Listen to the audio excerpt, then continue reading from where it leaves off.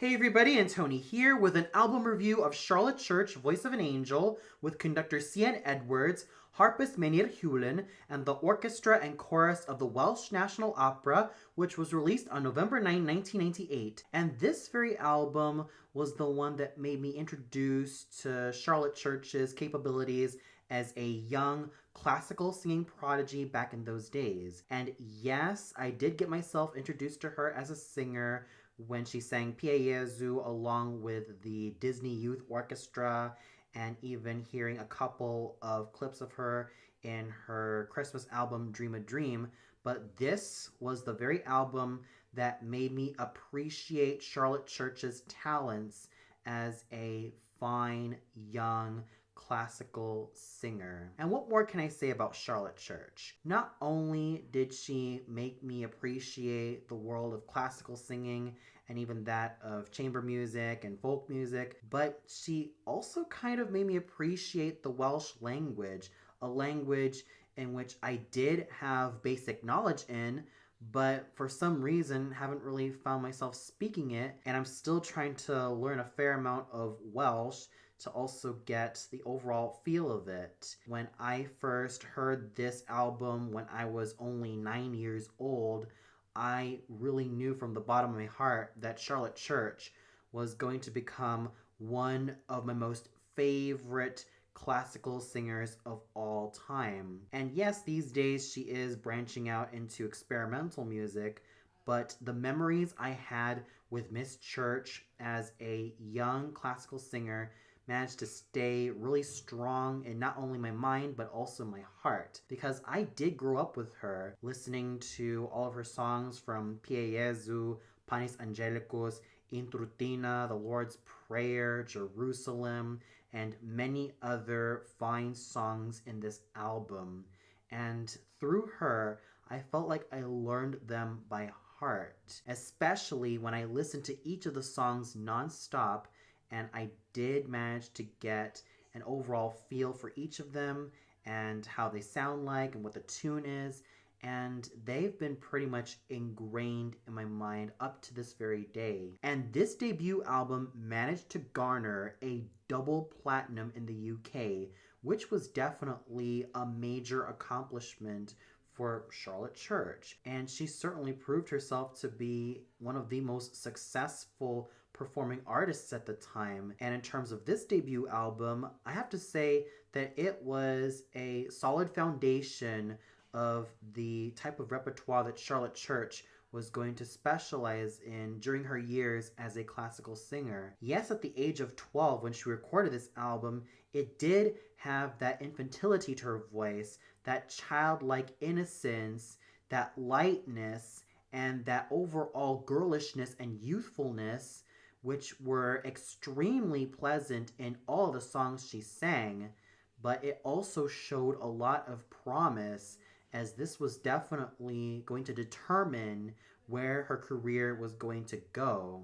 Not only does this album contain the likes of sacred music like Pie Jesu from Andrew Lloyd Webber's Requiem, or Panis Angelicus composed by César Franck, and even that of Amazing Grace, but it also had some Welsh songs like Siogan, Agalfinir, Talianot, and Maherat an Amor, and the last three were basically compiled as the three Welsh bird songs, whereas with Siogan, it's basically a traditional Welsh lullaby. Speaking of lullaby, there's even another lullaby found in this album, which is composed by Hamilton Hardy, and it is quite haunting. And Charlotte Church's youthful, girlish voice, which has that silvery texture, managed to put this particular lullaby to great use, and it makes it quite haunting and eerie. And she did an amazing job in singing these great British hymns like Jerusalem, or And Did Those Feet in Ancient Time, composed by Hubert Parry, and I Vow to Thee My Country, composed by Gustav Holst. Yes, for some people, they felt like in terms of these two songs, a more mature voice would have been put to great use. but I still have to give Charlotte Church loads of credit for giving these two songs the great amount of gravitas and the great amount of beauty. And coming from someone who was back then 12 years old, that's certainly a major accomplishment. And the album wrapped up wonderfully with a rendition of Abends will ich schlafen gehen, known in English as When at Night I Go to Sleep, from Engelbert Humperdinck's Hänsel und Gretel.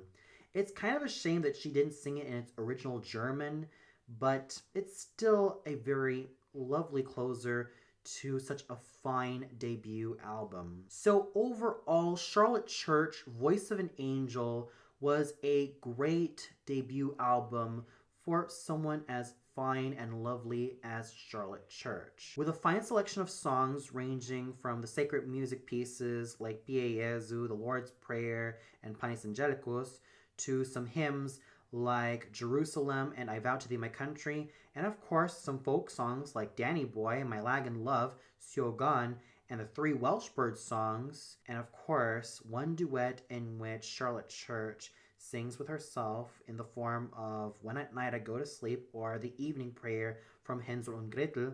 This was definitely a very fine experience.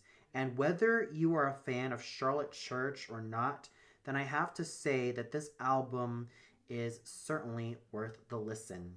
With that said, I give Charlotte Church, Voice of an Angel, a well-deserved rating of 4.5 out of 5 stars.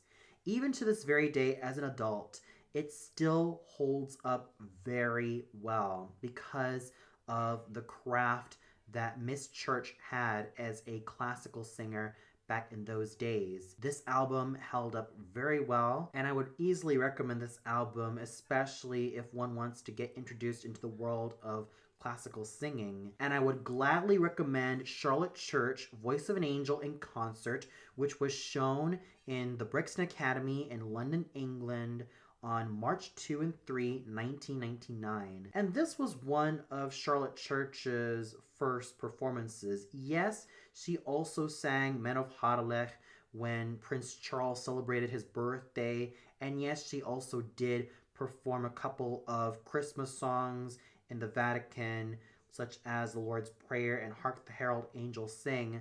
But I also have to say that Charlotte Church, Voice of an Angel in Concert, is yet another great addition to the whole Voice of an Angel collection. The concert basically starts off with Charlotte Church entering the stage and behaving just like any other young 13-year-old girl. And one gets to see that slight cheekiness and that bubbliness that she had back then when she was very young, especially when it came to introducing her stuffed animals on stage and even getting out her camera to slightly film the audience.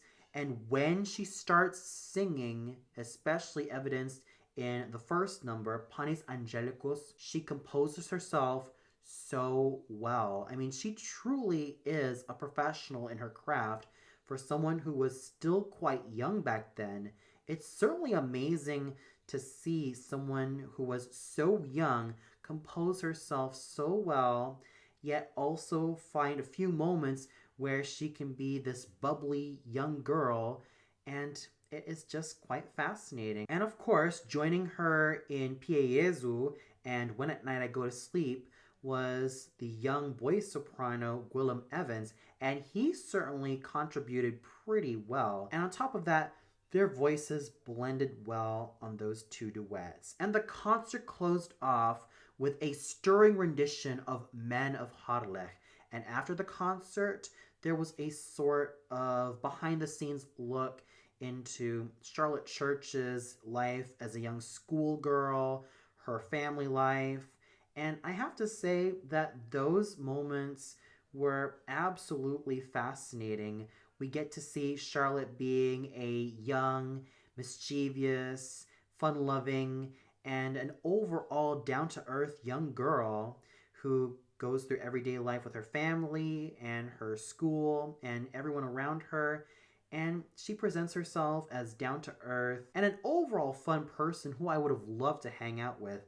Oh, and there was also a little section where Charlotte Church even played Tekken on the PlayStation. That was freaking awesome. As for my rating of Charlotte Church Voice of an Angel in concert, I also give it a 4.5 out of 5 stars. It is also worth listening to and also worth watching. If you've listened to the album Charlotte Church Voice of an Angel, then I also highly recommend Charlotte Church Voice of an Angel in concert. These two definitely go very well together, and you certainly get the feeling of how Charlotte Church's career developed from there.